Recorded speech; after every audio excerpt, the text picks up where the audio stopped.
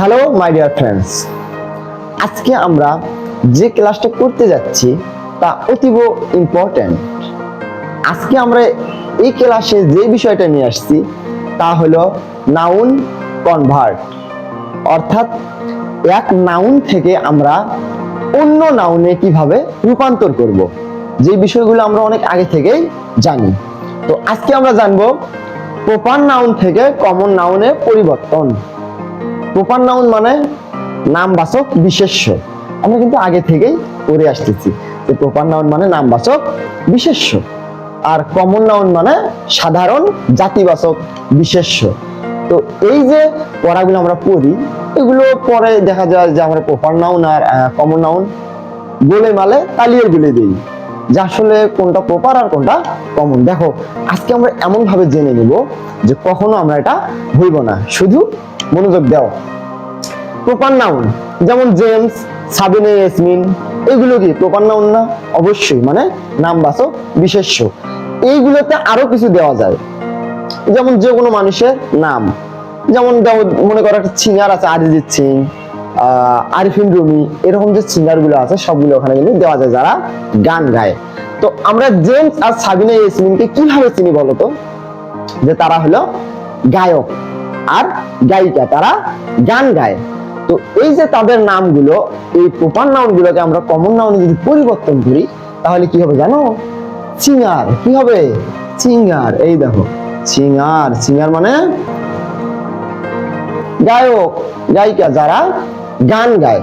এইবার দেখো পদ্মা, মেঘনা, যমুনা, এতক্ষণে কিন্তু তুমি বুঝে ফেলছো যে আসলে কমন নাউন আর প্রপার নাউন কোনগুলো। আর একটা বিষয় বলে রাখি, মাথায় রাখবা যে কমন নাউনের বাড়ির সার্ভেন্ট অর্থাৎ চাকর হলো প্রপার নাউন, কিন্তু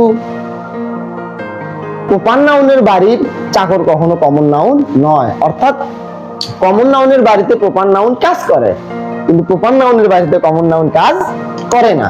এইভাবে আমরা মাথায় রাখবো, তাহলে বিষয়টা অনেক সুন্দর বোঝা যাবে। দেখো পদ্মা, মেঘনা, যমুনা, এগুলো কি বলতো? বাংলাদেশের নদী। তো এইগুলোকে এক কথায় কিভাবে প্রকাশ করা যায়? যে এমন একটা ওয়ার্ড দিব বা এমন একটা নাউন বলবো যেটার ভিতর পদ্মাও আছে, মেঘনাও আছে, যমুনাও আছে। বলো তো কি? তুমি কিন্তু মনে মনে বুঝেই ফেলছো। হ্যাঁ, এই দেখো রিভার। কি বলো? রিভার।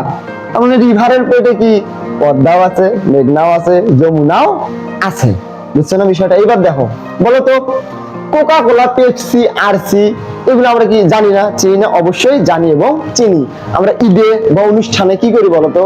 এগুলো খেয়ে থাকি না ভারী খাবার খাওয়ার পরে। তাহলে এইগুলো একেবারেই কমন নাউন হলো ড্রিঙ্কস। ড্রিঙ্কস কি বলতো? ড্রিঙ্কস।